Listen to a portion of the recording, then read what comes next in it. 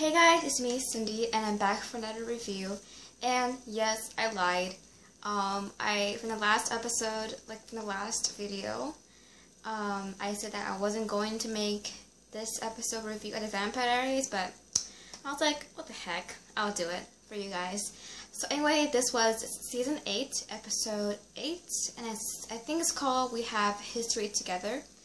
So, lefting off from the last episode after Christmas, after the New Year, finally Vampire Diaries is back. Another episode, and I heard that only a few more episodes until this season finale, so we will not miss that final series of the Vampire Diaries of the show, because thumbs up if you guys been on this journey for all these years on the Vampire Diaries fan club, everything. So I've been watching Vampire Diaries starting off from the season 1 finale, and I'm late, but I'm not that late. And I'm really glad that my friend told me to watch this show because it's really good. And I'm kind of sad that this show is ending, but I'm really happy at the same time because I have a feeling like the more longer they make the show, the more ideas they're gonna run out of ideas and make the episode very boring. If you guys agree. Anyway, like I said, this was season 8, episode 8. It's called We Have History Together. So, lefting off in the last episode, you see Stefan giving up by saving Caroline's kids from serving the devil, Clade. And so he turned himself in to serve Cade for a year, and then that's it, maybe. Or he can't control going back to what things were.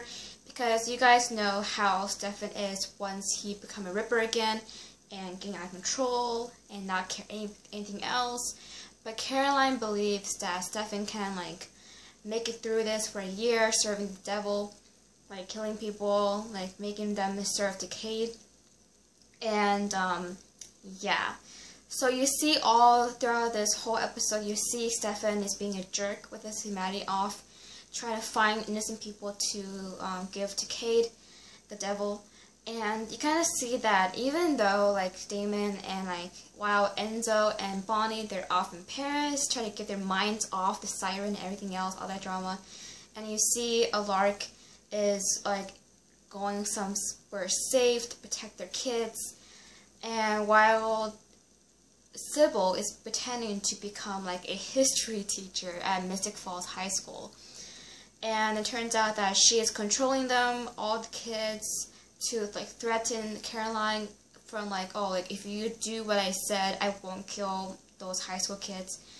And turns out that Sybil has a really old history between this kind of bell that they were it was in Founders Parade, I think, and then it says that it was back in 1992, or 20 years ago, when of course after when Darren, the guy who worked with Georgie, who Celine killed to send to Cade, Georgie has a old novel of a guy named Harvey from the 1700s that he knew the sirens way before, and he was starved to death in the vault, I think. And examining of the history that the guy Harvey has a living descendant, of course, is Matt's dad, Mr. Maxwell. And turns out that Matt's dad was the one who threw that bell over the bridge where Elena's parents were got killed and ran over the bridge.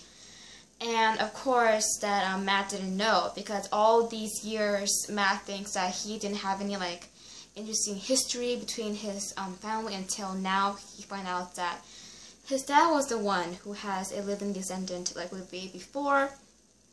And Matt, of course, is very surprised about that and a little bit disappointed that all this time his dad never tells Matt what's really going on between their history, I think.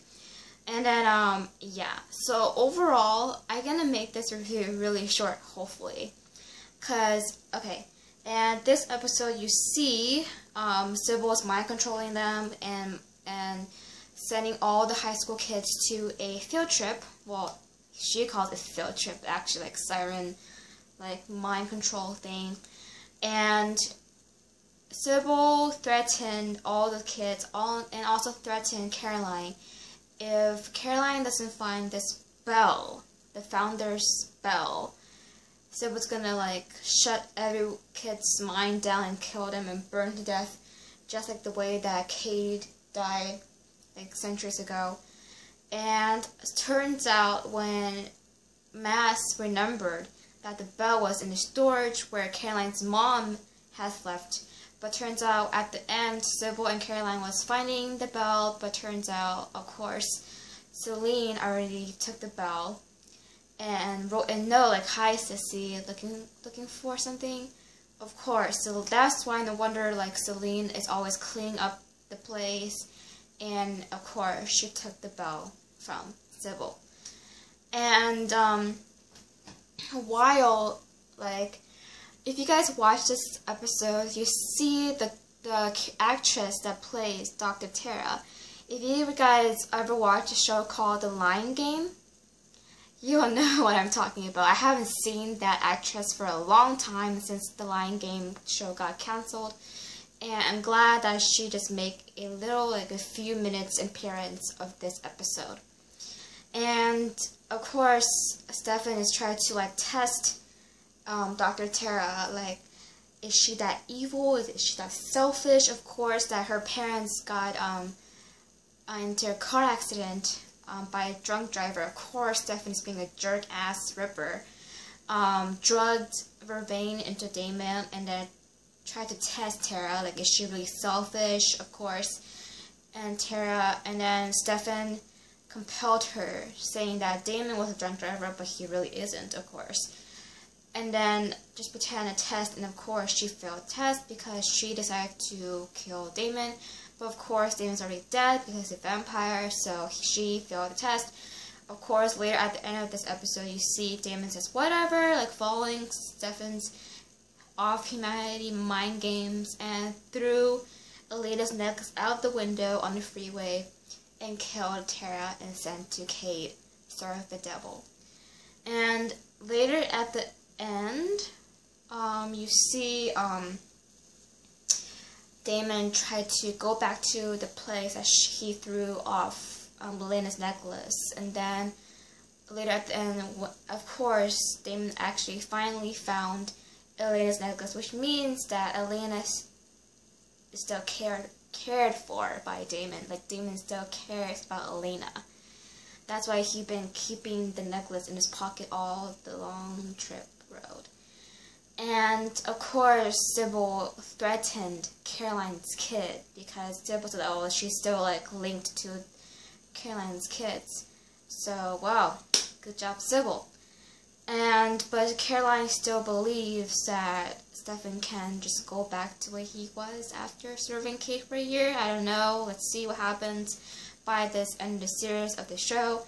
And at the end, of course, when you see Damon going back to the hospital, when, of course, clearly Stefan says, oh, he promised to keep all the heads, like, intact. But nope, he broke the rules.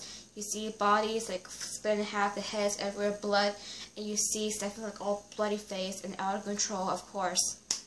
The Stefan, aka the Ripper, is back. And he is really not in a good kind of way. So anyway, that's about it. Hope you guys enjoyed this review. I know that I'm trying to make this video short, but I don't know, I talk a lot. So anyway, just in case you guys missed watching this episode, I'll post a link down below in the description box. And come back to this channel when I make this week's episode of Teen Wolf. And hopefully I will do it. But no, there are no promises, but I will try. And don't forget to subscribe, like this channel, and click on the bell so once you get notifications every time I upload a video on this channel. And yeah, I'll see you guys really soon.